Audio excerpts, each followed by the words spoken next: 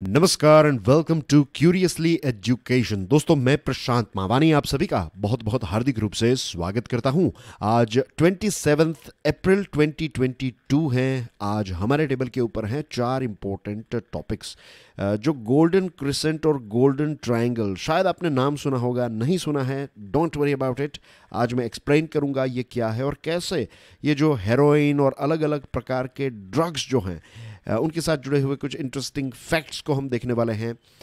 Number 2 पर हैं, Elon Musk ने ट्विटर को खरीद लिया है, तो फ्री स्पीच के बारे में बात करेंगे। इलॉन मस्क ने ट्विटर के बारे में क्या कहा, ये सारी चीज़ें। आप में से शायद कुछ लोग टोनी एबोट का नाम जानते होंगे। ऑस्ट्रेलिया के प्राइम मिनिस्टर थे और उन्होंने एक आर्टिकल लिखा है आज के द हिंदू न्यूज़पेपर में, और वो कहते हैं कि भारत विश्व गुरु या फिर ग्लोबल लीडर बन चुका है। और कुछ इंटरेस्टिंग पॉइंट्स यहाँ पर उन्होंने शेयर किए हैं। Then we have fourth one, जो यूनिवर्सिटीज़ है ना, उनके जो वाइस चांसलर्स होते हैं, तो उनकी अपॉइंटमेंट के साथ जुड़े हुए कुछ इंपॉर्टेंट ऑफ कोर्स स्टेप्स को भी देखेंगे और कुछ चिंता के जो विषय हैं उनको भी हम डिस्कस करेंगे। दोस्तों, आगे बढ़े उससे पहले first of all I would like to thank you all for your love and support. आप में से बहुत सारे स्टूडेंट्स जो हैं वो हर रोज़ इस वीडियो को दूसरे लोगों के साथ शेयर करते हैं। आप अपने व्हाट्सएप पर, सोशल मीडिया पर इसको शेयर करते हैं। कुछ ऐसे स्टूडेंट्स हैं जो जैसे ही मैं ट्वीट करता हूँ इस वीडियो को या फिर दूसरे किसी भी वीडियो को, तो तुरंत ही वो उस ट्वीट को रीट्वीट कर देते हैं, उसको लाइक दे देते हैं। तो basically thank you very much for sharing my videos. इस चैनल को आपका सपोर्ट जो है वो एक तरह से आप दे सकते हैं बाय शेयरिंग द कंटेंट। अगर आप इस चैनल के लिए जेन्युइनली कुछ करना चाहते हैं तो the best thing that you can do is share and remember कि don't leave it on someone else. Means मुझे पता है कि हमारा दिमाग कैसे काम करता है, कि हम क्या सोचते हैं कि अच्छा कुछ लोग शेयर कर रहे हैं ना, दैट इज़ इनफ, वो पर्याप्त है। ऐसा नहीं है। You don't know how much powerful you are. आपका एक जो शेयरिंग है, आपने किसी व्हाट्सएप पर स्टेटस पर शेयर किया या फिर आपने किसी व्हाट्सएप ग्रुप में शेयर किया, अपने सोशल मीडिया पर शेयर किया, you don't know how powerful you are. आपके एक शेयरिंग की वजह से बहुत सारे लोग जो हैं वो इस सीरीज़ के साथ जुड़ सकते हैं। तो आई रिक्वेस्ट यू, जैसे मैं एवरी सिंगल डे आपके लिए वीडियोस लेकर आता हूं, तो एक छोटी सी चीज़ तो आप कर ही सकते हैं, that is share this video. Thank you very much again to all those students who are doing it on regular basis. Heroin seizures, ये ट्रिब्यून का आर्टिकल है।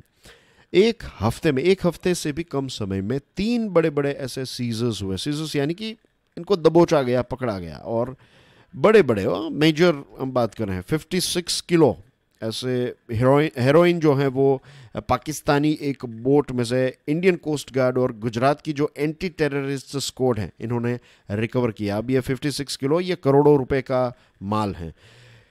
100 किलो हेरोइन जो है वो Attari integrated check post Amritsar district में पकड़ा गया। ये अफगानिस्तान से जो मुलेती है तो उसके अंदर इसको छुपाया गया था, कंसील किया गया था।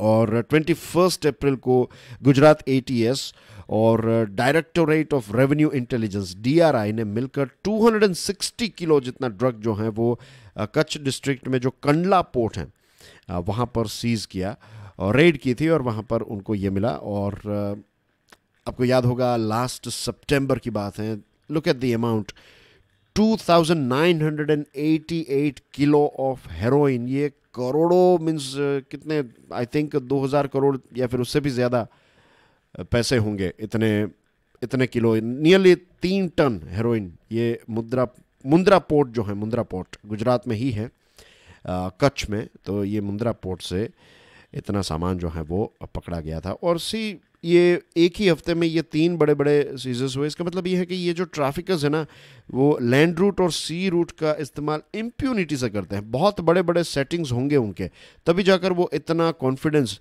डिस्प्ले कर रहे हैं कि बार बार सामान पकड़ा जा रहा है और अलग अलग जगहों से अलग अलग सामान जो है अलग अलग क्वांटिटी में वो भारत में एक्सपोर्ट करने की, मीन्स ये जो ट्रैफिकिंग कर रहे हैं वो खुलेआम कर रहे हैं, या फिर खुलेआम नहीं, but the right word is like you know कि कंसिस्टेंटली, मीन्स आपका सामान पकड़ा गया।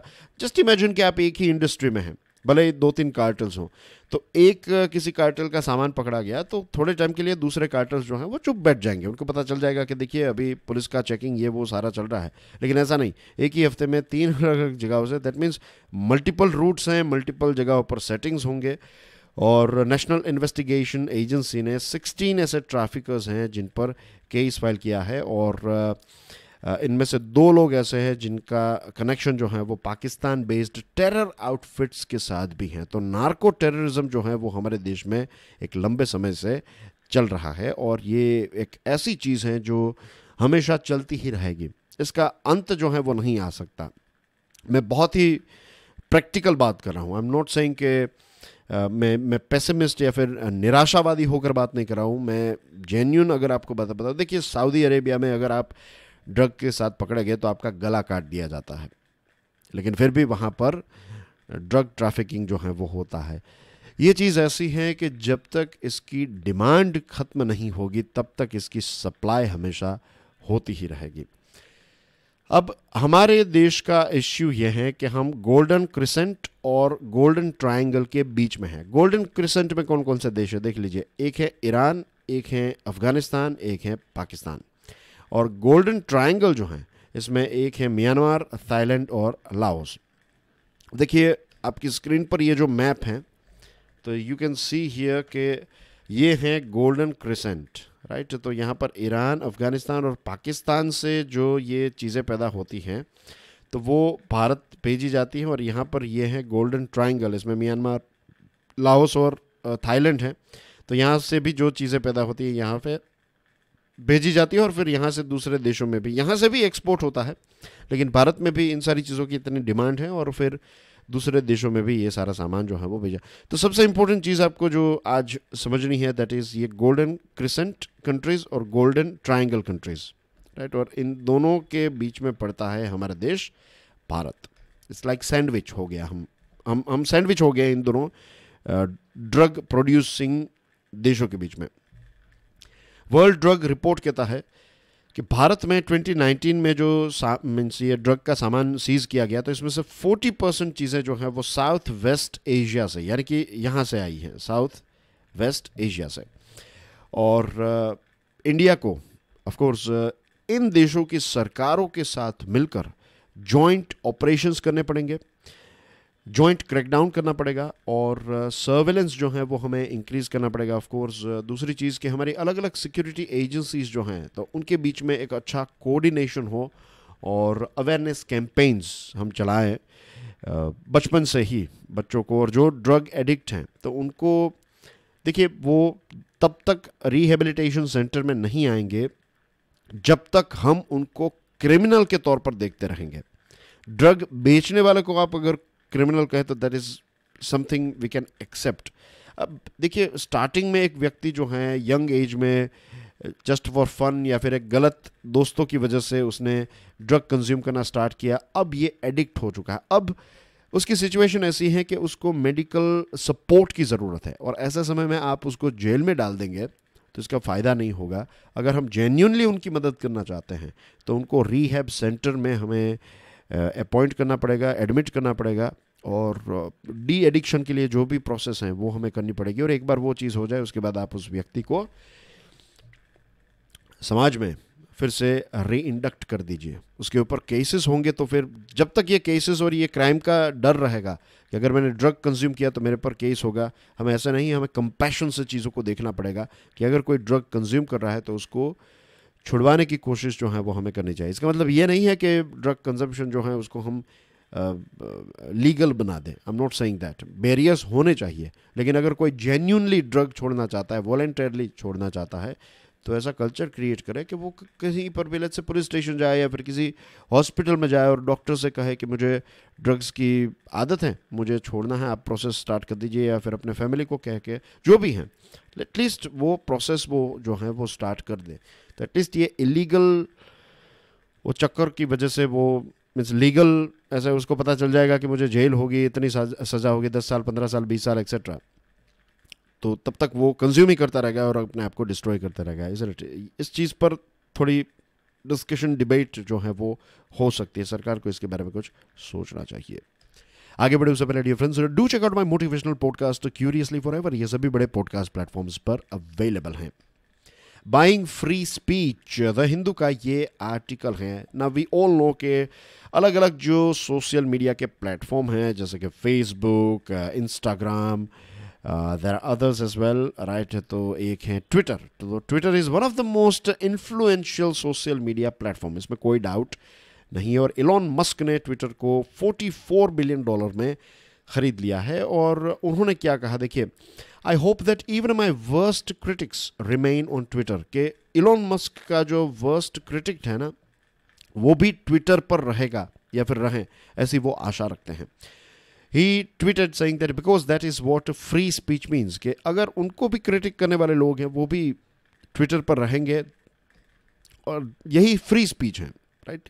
देखिए, क्रिटिसिज्म जो है वो लॉजिक के आधार पर हो तो दैट इज़ एक्सेप्टेबल।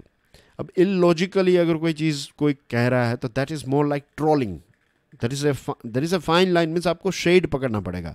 अगर लेट्स से कोई सरकार की हम निंदा करते हैं, तो सरकार ने कुछ गलत चीज़ की है तो उसके बारे में निंदा करें तो दैट्स एन ओके थिंग। कि निंदा इन द सेंस कि हम क्रिटिसिज्म करें, और क्रिटिसिज्म में जो हमारा लक्ष्य है, हेतु है, वो क्या होगा कि हम चाहते हैं कि सरकार अपनी मिस्टेक को सुधारे। वी एक्सेप्ट कि सरकार जो है उनसे मिस्टेक हो सकती है, कोई भी व्यक्ति परफेक्ट नहीं है, इज़ इट, और कोई भी सरकार परफेक्ट नहीं है, और सिर्फ हमारे देश के नहीं है। मैं एक जनरल एग्जांपल आपको दे रहा हूँ। तो ये हो गया क्रिटिसिज्म। ट्रोलिंग का मतलब क्या है कि सरकार अच्छा काम भी कर रही है तो भी हम बस उसकी निंदा ही करते रहें। तो ट्विटर एक ऐसा प्लेटफॉर्म है जिसमें ट्रोलिंग और ये सारी चीज़ें बहुत होती हैं। एनीवे, इलॉन मस्क ने ये कहा कि ट्विटर जो है ना, ये एक टाउन स्क्वायर है, जो हमारे देश में है ना, चौराहा जो होता है, जो एक गांव में होता है और टाउन्स में भी होता है, कि जहाँ पर लोग बैठते हैं शाम को, चीज़ों को डिस्कस करते हैं। वैसे ही उन्होंने कहा कि ट्विटर जो है वो एक प्रकार का डिजिटल टाउन स्क्वायर है, जहाँ पर लोग जो हैं वो ह्यूमैनिटी के साथ जुड़ी हुई बहुत सारी चीज़ें जो हैं वो डिस्कस करते हैं। अब ट्विटर के साथ जुड़े हुए कुछ सेंसिटिव इश्यूज़ की बात करें तो एक तो है कि जो हेल्थी कन्वर्जेशन है, तो उसके लिए ट्विटर जो है वो स्टार्ट हुआ था। मीन्स स्टार्टिंग में हेल्थी कन्वर्जेशन होती थी, लोग जो हैं वो ट्वीट करते थे, उसके ऊपर डिबेट होती थी, डिस्कशन होती थी। लेकिन धीरे धीरे ट्विटर पर एक और चीज़ आ गई, दैट इज़ हेट एंड बुली, जो मैं ट्रोलिंग की बात कर रहा हूँ। और धड़ाधड़ लोगों ने ट्विटर का इस्तेमाल जो है वो ट्रोलिंग के लिए किया है। बहुत सारे लोगों का ट्रोलिंग जो है वो ट्विटर पर हुआ है। तो ये एक ऐसी चीज़ है जो ट्विटर को चेंज करने की, थोड़ा इसको इम्प्रूव करने की ज़रूरत है। दूसरी चीज़, Twitter created policies around abuse and disinformation. Twitter ने एब्यूज़ को रोकने के लिए गाली गलौज जो की जाती है और फेक इन्फॉर्मेशन जो स्प्रेड की जाती है, तो इसको लेकर पॉलिसीज़ तो ट्विटर ने क्रिएट की।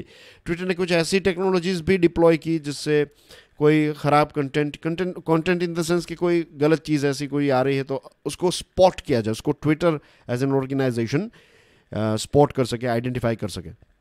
ऐसी कुछ चीज़ें ट्विटर ने इंट्रोड्यूस की। लेकिन ट्विटर का जो परसेप्शन है, लोगों की जो लोग जो ट्विटर को जो देखते हैं, तो वो जो परसेप्शन है वो चेंज नहीं हुआ। और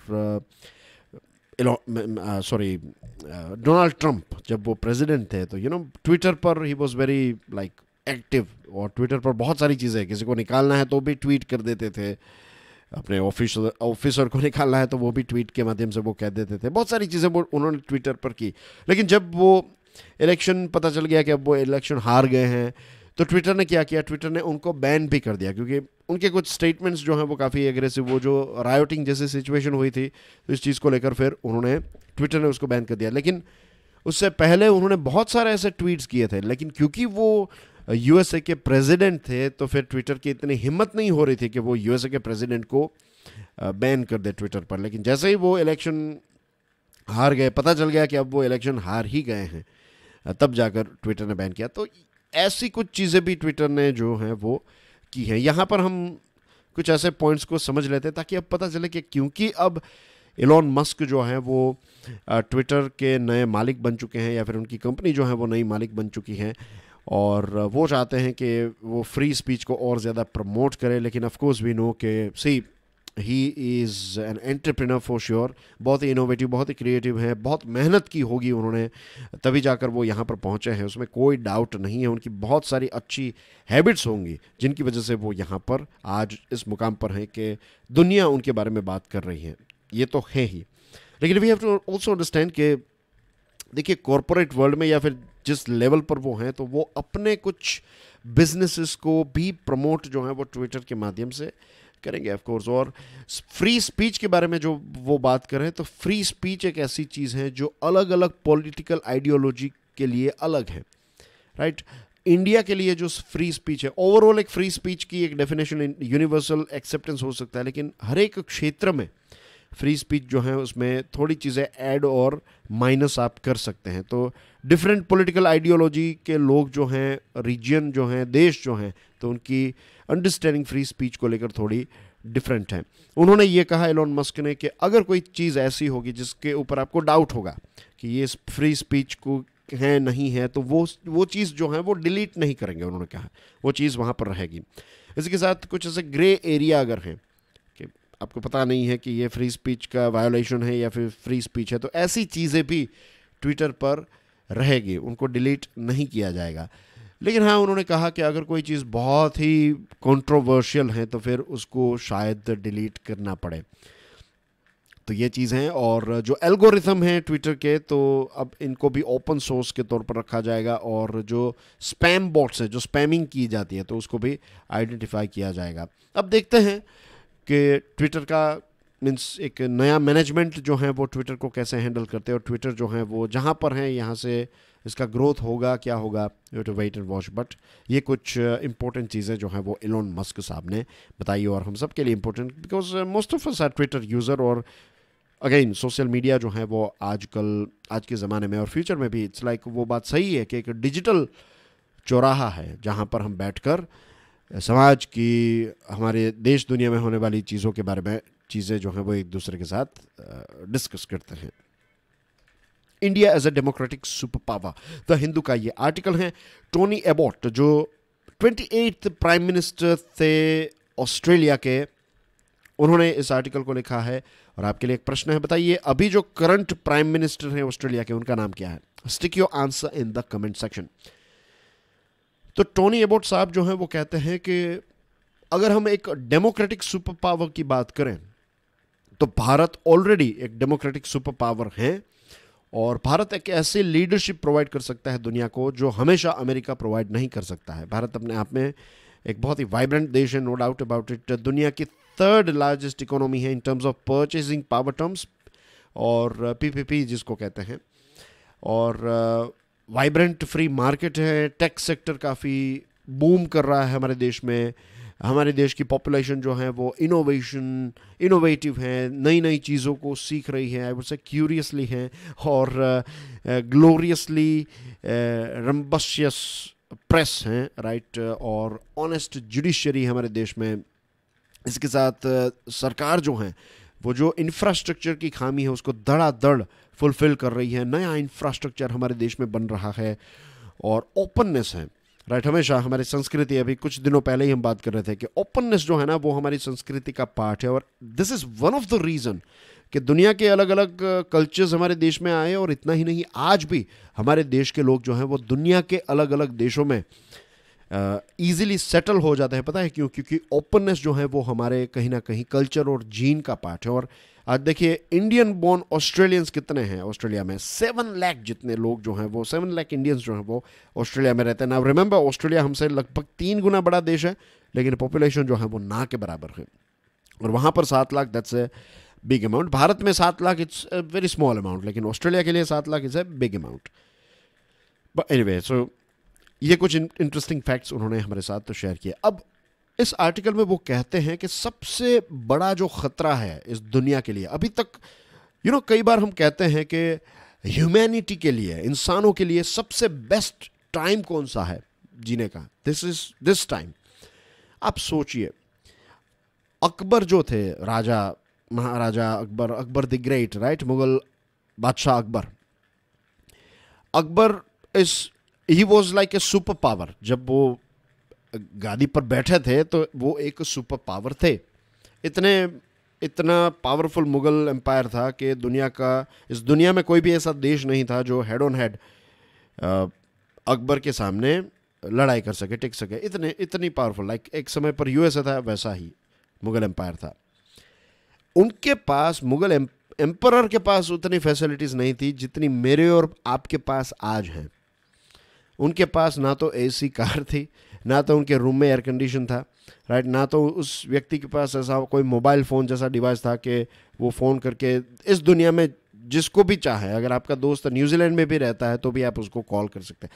ये कनेक्शन उसके पास नहीं था। इंटरनेट का एक्सेस, इतनी सारी किताबें, जस्ट इमेजिन कि एक व्यक्ति, एक साधारण व्यक्ति जो है आज से 300-400 साल पहले, जो इस दुनिया के सबसे ताकतवर राजा था, उसके पास चीज़ें नहीं थी, वो चीज़ें हमारे पास है। एक स्विच को प्रेस करेंगे, पंखा चालू हो जाएगा, लाइट ऑन हो जाएगी।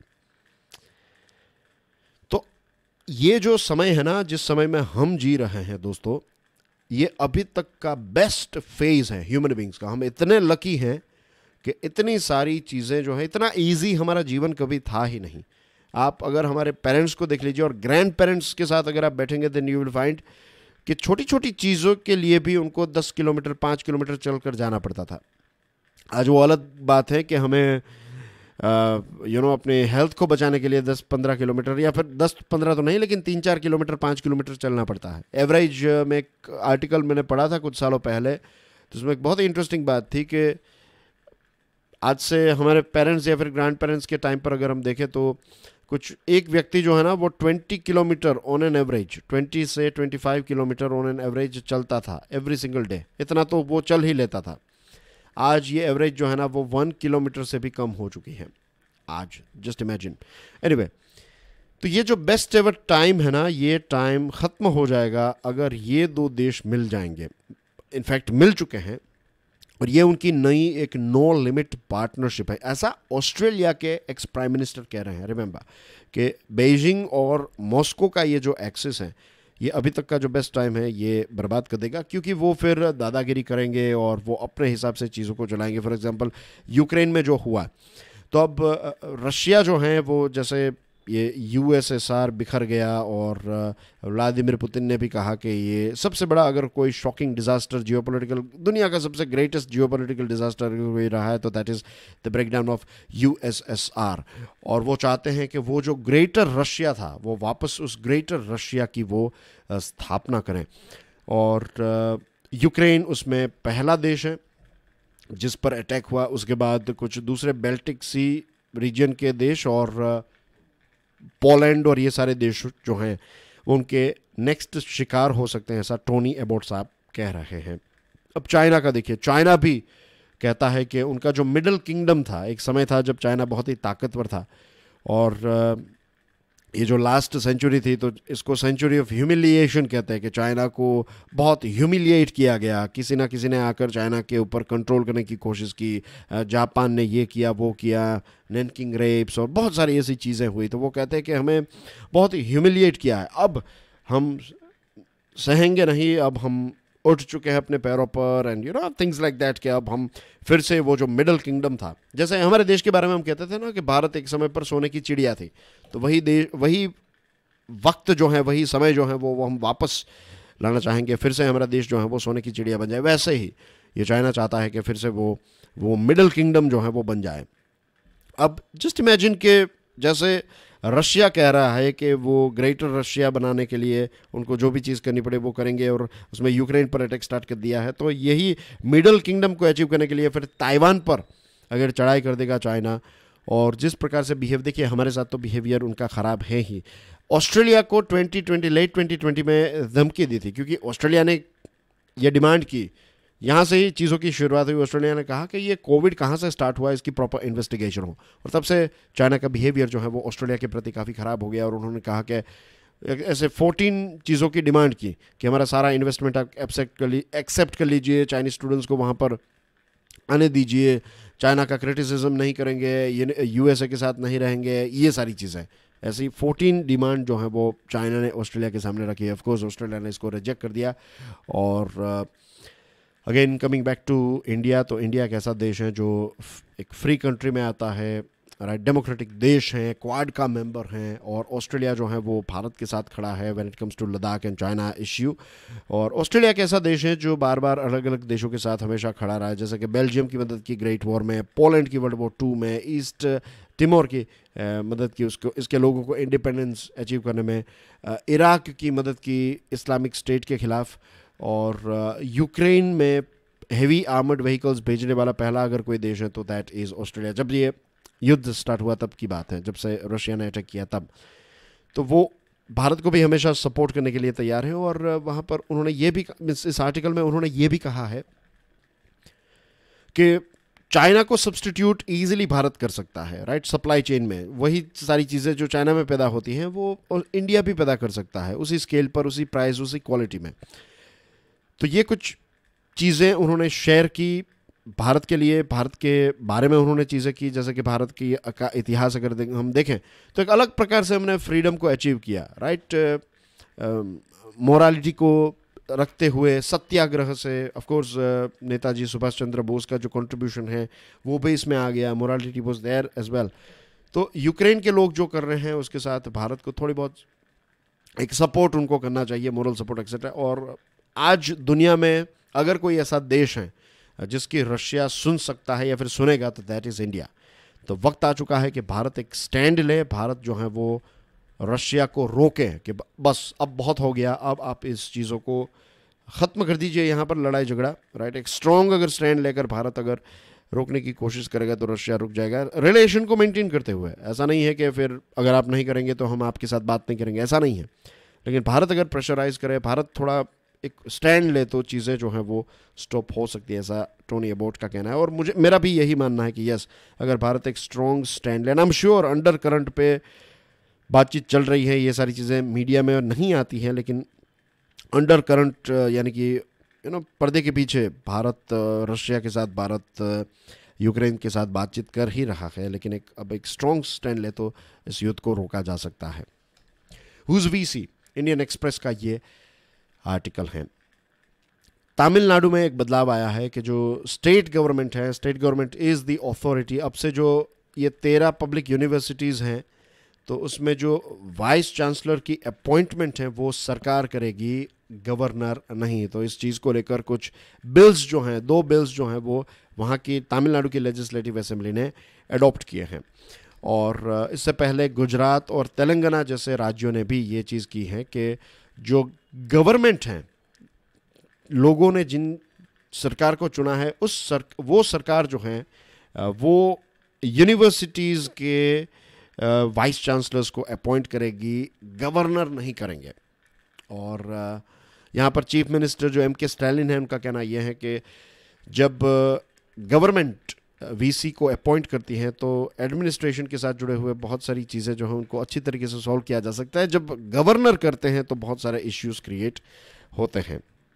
नाउ रिमेंबर वन थिंग, एक रीड बिटवीन द लाइंस करें तो तेलंगाना, गुजरात, तमिलनाडु, ये तीनों सरकारों ने जो चेंजेस किए हैं ना, ये चेंजेस अगर हम देखें तो ये पावर के लिए चेंजेस हैं कि गवर्नर नहीं, गवर्नमेंट यूनिवर्सिटी के वाइस चांसलर की अपॉइंटमेंट करेगी। लेकिन एजुकेशन की क्वालिटी का क्या होगा उसके बारे में चिंता, ये इतना चिंता का विषय नहीं है।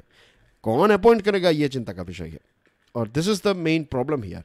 बहुत बार हमने देखा है कि तमिलनाडु की सरकार और गवर्नर के बीच में इश्यू चल रहा है। अब गवर्नर को प्रेसिडेंट अपॉइंट करते हैं या फिर आप कह सकते हैं कि सेंट्रल गवर्नमेंट अपॉइंट करती है। और तमिलनाडु में बीजेपी की सरकार नहीं है, गुजरात में तो हैं, तेलंगाना में भी नहीं है, दूसरे कुछ ऐसे राज्य हैं जहाँ पर नहीं है। तो वहाँ पर हमें ऐसे इश्यू हमेशा देखने को मिलते हैं। और ये इस सरकार में भी है। यूपीए के समय पर नरेंद्र मोदी साहब गुजरात के प्राइम मिनिस्टर, चीफ मिनिस्टर थे, तो उस टाइम पर वो कहते थे कि गवर्नर जो है वो एक आई थिंक कमला बेनीवाल नाम के गवर्नर थे गुजरात के, एक मैडम थे, और उनके और मोदी साहब के बीच में बहुत इश्यूज होते रहते थे उस टाइम पर। तो ये हमेशा से होने वाली एक चीज़ है। बट एनीवे, एजुकेशन जो है ये कॉन्करेंट लिस्ट में आता है। और हाल ही में सुप्रीम कोर्ट ने गुजरात सरकार ने, जो गुजरात यूनिवर्सिटी के वाइस चांसलर को अपॉइंट करने का जो डिसीजन लिया था, तो सुप्रीम कोर्ट ने इसको एनोल कर दिया, कैंसिल कर दिया है सुप्रीम, क्योंकि यूजीसी के जो रेगुलेशंस है ना, मीन्स क्योंकि ये कॉन्करेंट लिस्ट में आता है, तो यूनिवर्सिटीज़ के मीन्स किसको अपॉइंट करना, ये यूजीसी एक्ट के तहत आता है, तो आप इसको ऐसे बाईपास नहीं कर सकते, तो इसलिए सुप्रीम कोर्ट ने इस चीज़ को कैंसिल कर दिया। अब देखते हैं तमिलनाडु में क्या होता है, but the most important thing is कि एजुकेशन की क्वालिटी जो है ना, उसके ऊपर एक फोकस होना चाहिए। जैसे मैंने आपको बताया कि यूनिवर्सिटी में पॉलिटिक्स इतना ज़्यादा हो चुका है कि गवर्नर जो होते हैं वो वीसी को अपॉइंट करे, या फिर गवर्नमेंट जो है वो वीसी को अपॉइंट करे। अब वो पॉलिटिक्स के साथ जुड़े हुए व्यक्ति को, या फिर भले ही वो एकेडमिशियन है लेकिन उसका एक पर्टिकुलर पॉलिटिकल पार्टी के साथ एक झुकाव रहेगा, तभी उनको अपॉइंट किया जाता है। तो ये एक डार्क रियलिटी है। और फिर कैंपस में NSUI ABVP type of politics चलता रहता है। आप कुछ कहेंगे और वहाँ पर स्टूडेंट्स आ जाएंगे। देखिए, आई एम नॉट सेइंग कि फ्री स्पीच और ये सारी चीज़ें नहीं होनी चाहिए, बट आई वुड से कि पॉलिटिक्स जो है वो फिर मीन्स ऐसा पॉलिटिक्स जो है वो पार्ट नहीं होना है। मीन्स ओपन डिस्कशन हो, फिर ये धरने करना, विरोध करना, दैट इज़ लाइक मीन्स वो थोड़ा राउडी टाइप हो जाता है। इसका मुझे विरोध है। धरने करे, विरोध करे, ये तो हमारे आज़ादी ऐसे हमें मिली है, तो वो तो हमेशा पार्ट रहेगा ही। लेकिन फिर वायलेंस पर उतर जाए, दादागिरी करने लगे, ये सारी चीज़ें जो हमें यूनिवर्सिटीज़ में देखने को मिलती हैं, वो ऐसा नहीं होना चाहिए, राइट। छोटी बड़ी यूनिवर्सिटीज़ में भी ऐसा होता रहता है। अगर आप थोड़े उसको अंदर से स्टडी करेंगे यूनिवर्सिटीज़ को, then you will find that thing कि वहाँ पर इस प्रकार की चीज़ें जो हैं, वो पॉलिटिक्स जो है वो एक बहुत लेवल पर चलता है यूनिवर्सिटीज़ में, गवर्नमेंट यूनिवर्सिटीज़ में, तो उसका विरोध है। बाकी भले ही पॉलिटिक्स में स्टूडेंट आए, बहुत सारे ऐसे स्टूडेंट्स हैं जो मीन्स ऐसे लीडर्स हैं जो पहले स्टूडेंट पॉलिटिकल लीडर थे और फिर वो नेशनल लेवल पर पहुंच गए, स्टेट लेवल पर पहुंच गए। और इन जनरल एक प्रोसेस यहाँ पर समझ लेते हैं, that's it, we will wrap it up, कि जो वीसी होते हैं उनको कैसे अपॉइंट किया जाता है। तो सरकार के द्वारा, स्टेट गवर्नमेंट जो है उनकी एक सिलेक्शन, सर्च कम सिलेक्शन कमेटी होती है। वो 3 नाम गवर्नर को भेजती हैं और गवर्नर उन 3 में से एक व्यक्ति को अपॉइंट कर लेते हैं। तो ऐसे वीसीज को अपॉइंट किया जाता है, right. But anyway, the bottom line is कि एकेडमिक क्रेडेंशियल्स को ध्यान में रखते हुए, उस व्यक्ति का कैरेक्टर को ध्यान में रखते हुए वीसी की अपॉइंटमेंट होनी चाहिए।